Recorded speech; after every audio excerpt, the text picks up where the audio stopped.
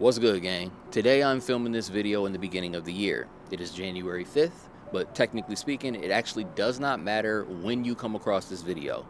All that matters is that you actually stick to the end of it so that you can take in all of this game that I'm giving you and achieve some sort of new knowledge on how to make progress. This whole video is about how to make progress quickly. Now, quickly is relative. That does not mean that you're going to make progress overnight. It doesn't mean there's going to be overnight growth. It's not going to be instantaneous, but it is going to be quicker than if you don't follow the steps that I'm trying to tell you here.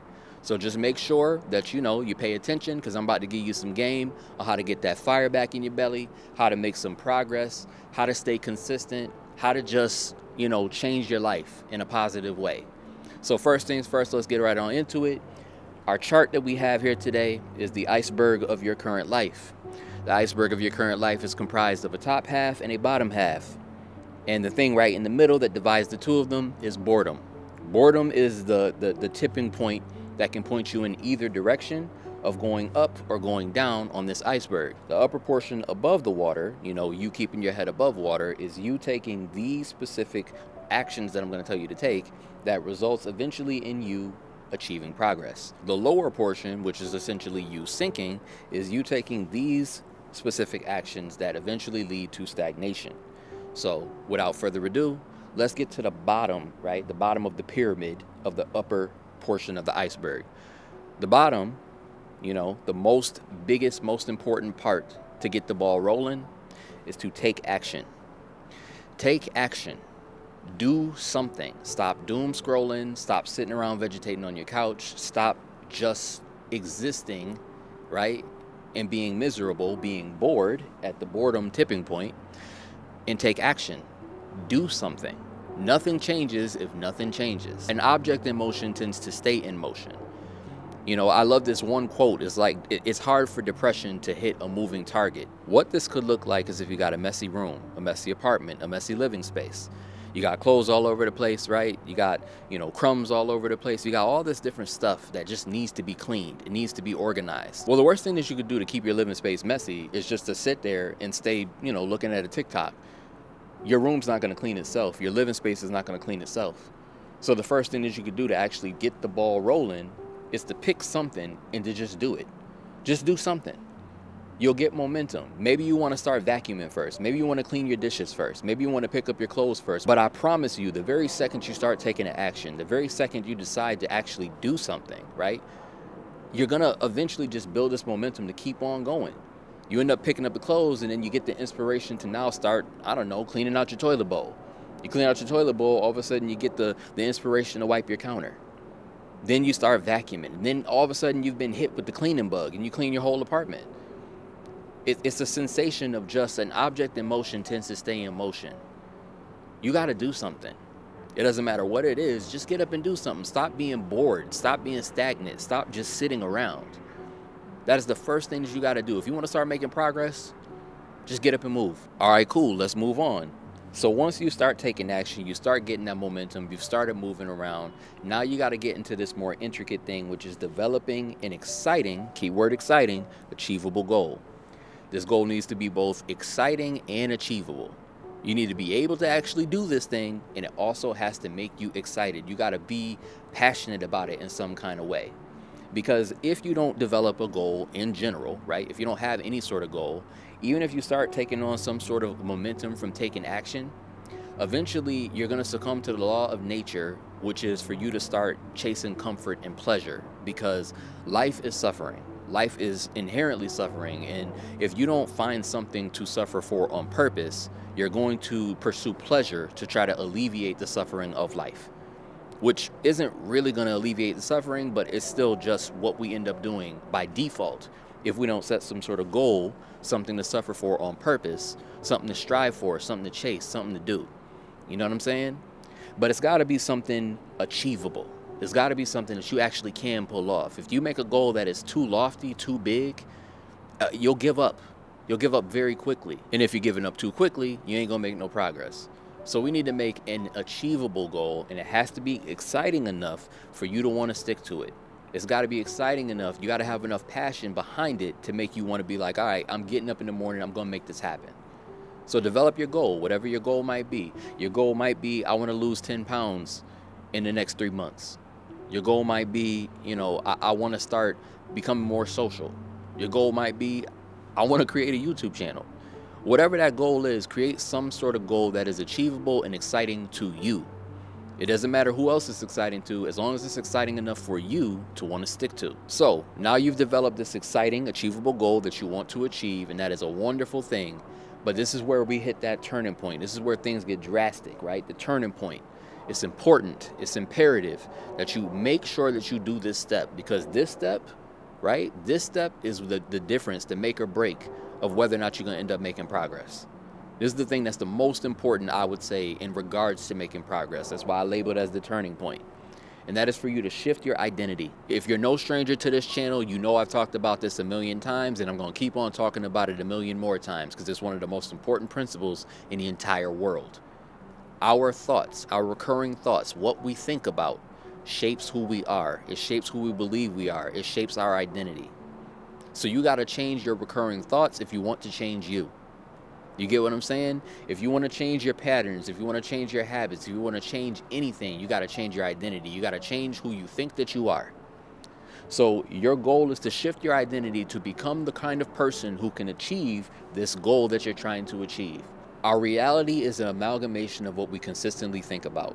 So if you want to change your reality, if you want to change who you are, you got to change how you think. You got to change how you think, because what we think reinforces our habits and our patterns, and our habits and our patterns reinforce who we are. Our identity is constructed based on all the rituals that we perform on a regular, everyday basis. So if you want to change who you are, you got to change your identity. You got to change who you think you are. Our thoughts control our feelings control our actions, and our actions control who we are.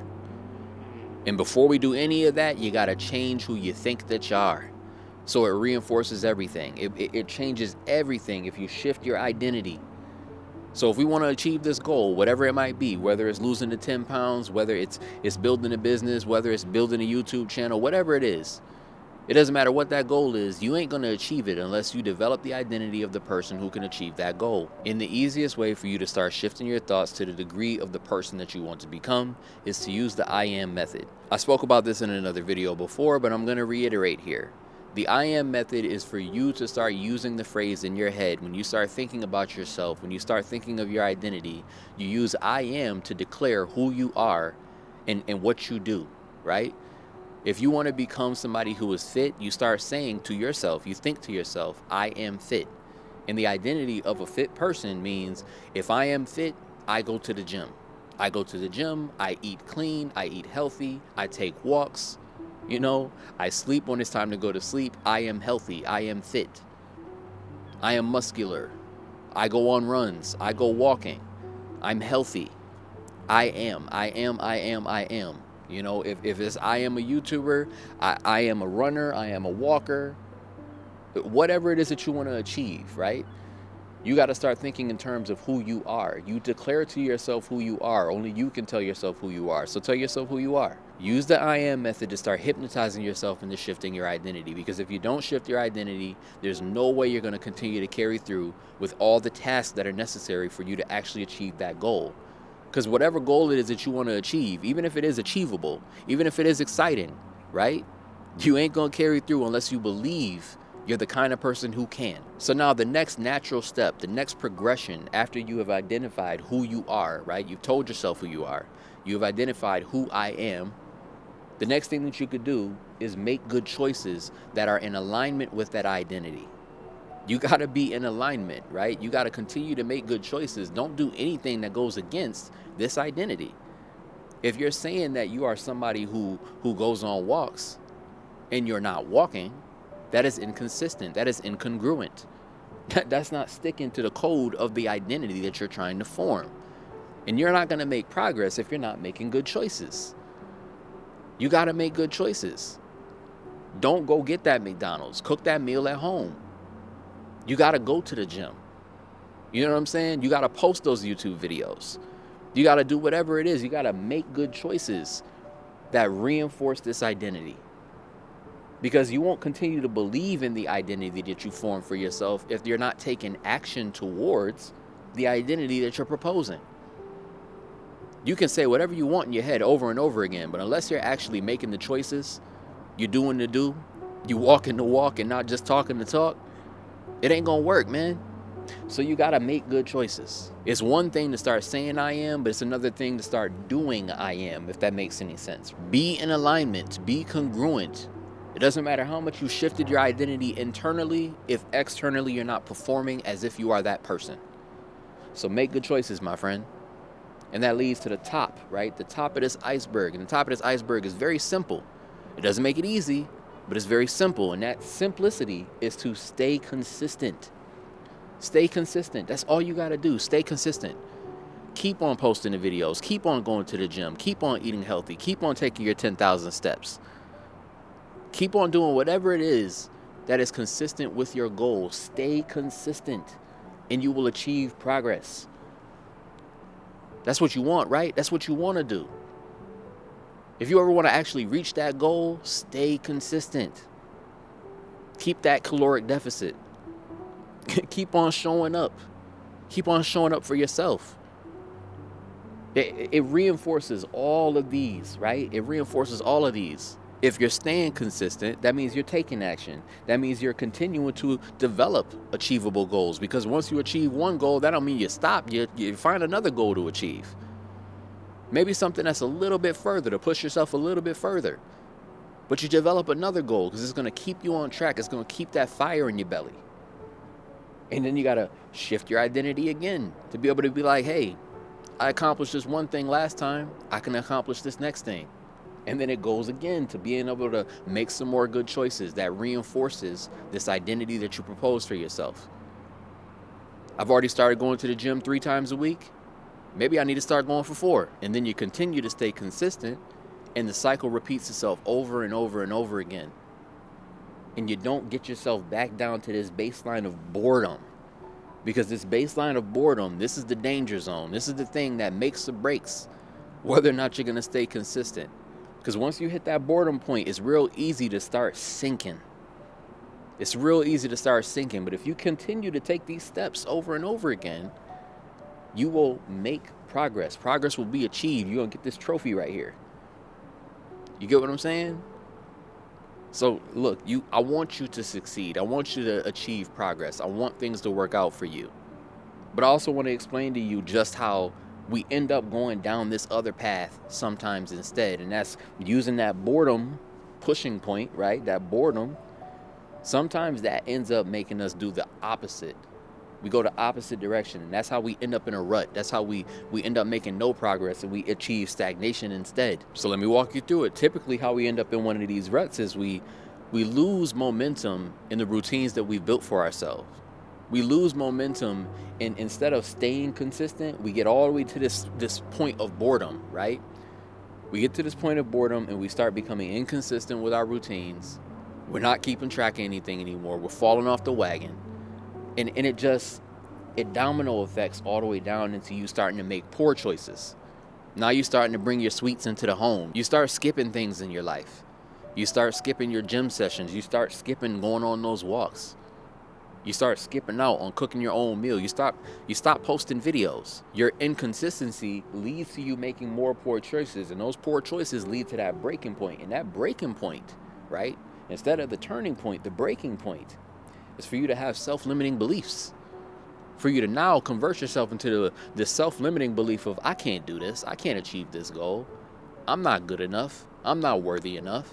I'm not strong enough. I'm not cool enough. I can't do this. I don't feel like doing this. You're going to start having those self-limiting beliefs. And that's hypnotizing yourself in the negative end.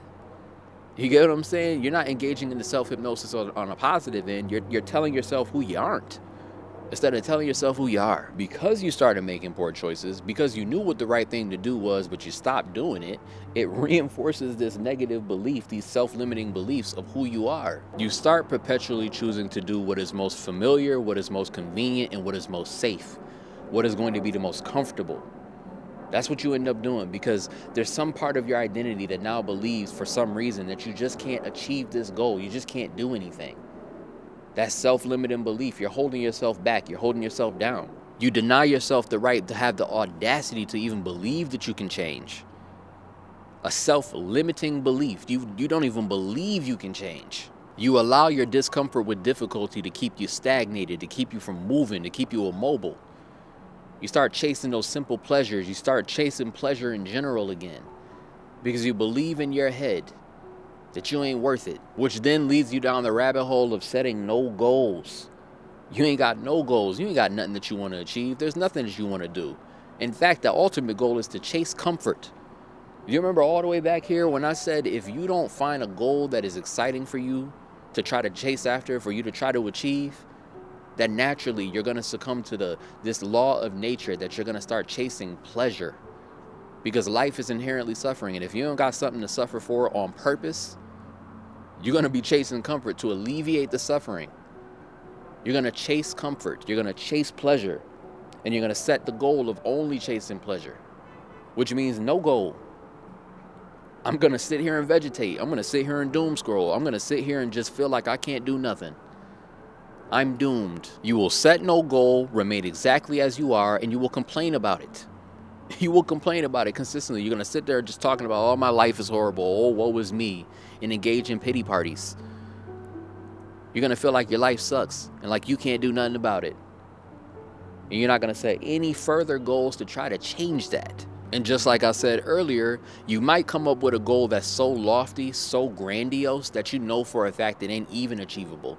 And it gives you an excuse, right? It gives you an excuse to be able to not even try because you know for a fact you can't reach that goal. So you keep yourself down, you keep yourself stagnated because you know this random goal that you came up with that you know for a fact is not achievable isn't even worth taking a shot at. And it just reinforces those negative beliefs. It reinforces the self-limiting beliefs. It reinforces the fact that you're going to continue to stay inconsistent. It reinforces the fact that you're making even more poor choices. And then eventually you go down all the way into the point of being inactive. You're being inactive. You're not moving. You're not doing nothing. You ain't doing Nathaniel. Nothing at all, man. You're just sitting there vegetating. That's it. You end up stagnated. Stagnation achieved. You end up this little frowny face right here. Nobody wants that. You don't want that, man. Get that fire back in your belly. You got to follow these steps. Once that boredom hits, that middle ground of boredom hits, you got to make the right choices. You got to do this. You want to go up. You want to make progress. When you make zero effort to take any action at all and you remain inactive, then you will engage in mediocrity. You will just sit there drowning yourself in shame and guilt, not able to get yourself out of your pity party. And worst of all, when you are inactive, you remain exactly as you are. And your effort to remain as you are is what limits you. But guess what? All things must change in a dynamic environment. You can change. It can change. You yourself can evolve. You can get yourself back on track and start achieving some progress. We got to take these steps right here, man. Don't fall down into stagnation. Don't be inactive. Don't do all of this down here. You don't want to be on this side of the iceberg. Don't start sinking. Float yourself up. Put your head above water. Climb to the top of it. You know what I'm saying? Make your mark up here. You can do it. You can do it. I believe in you. So long story short, I hope that this chart really helped you out, and I hope you enjoyed this message. I hope you achieve some progress this year. As usual, I just got to let you know that I really appreciate you from the bottom of my heart, because realistically, you could be anywhere in the world, but you're here with me, and I appreciate that. So much love. I hope to see you in the next one. All right, peace.